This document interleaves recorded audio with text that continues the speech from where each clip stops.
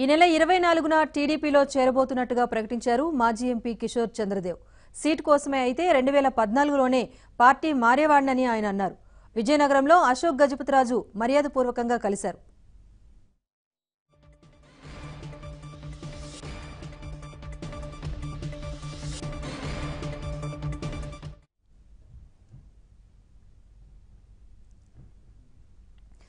ఈ నెల 24వ తేదీన టీడీపీలో చేరబోతున్నట్టుగా ప్రకటించారు మాజీ ఎంపీ కిషోర్ చంద్రదేవ్.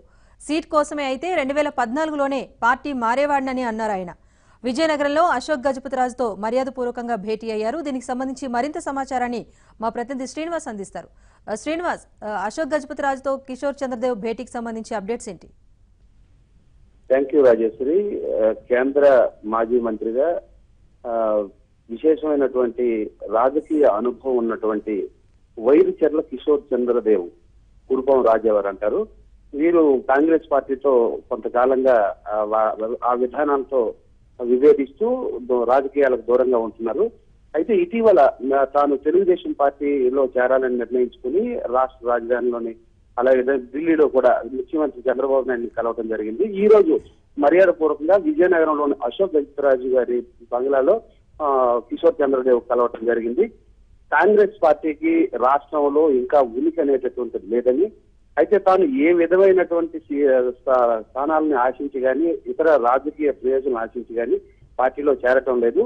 గతంలో ఉండేటటువంటి పార్టీతో ఉండేటువంటి అనుబంధం, అదేవిధంగా అశోక్ గజపతిరాజు గారి కుటుంబంతో ఉండేటటువంటి అనుబంధంతో టీడీపీలో మళ్ళీ తాను చేరుతున్నట్టు, ఇక్కడ అశోక్ గారి సూచనలతో కలిసిమెలిసి పార్టీలో పనిచేయడానికి తాను సిద్ధపడినట్టు వారు చెప్పడం జరిగింది రాజేశ్వరి.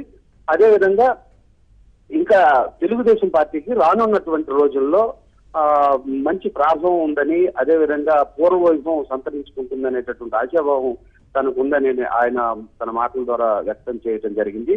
బీజేపీ విధానాలు దేశానికి చాలా గడ్డు పరిస్థితులు తీసుకొస్తున్నాయని కూడా, అమిత్ షా విధానాలు అదేవిధంగా ప్రధానమంత్రి మోడీ విధానాలు కూడా దేశానికి తీవ్రమైనటువంటి నష్టాలు కలుగజేస్తున్నాయని జాతీయ రాష్ట్ర స్థాయి రాజకీయాలను వారు పేర్కొనడం జరిగింది Rajeshwari. Okay, thank you Srinivas.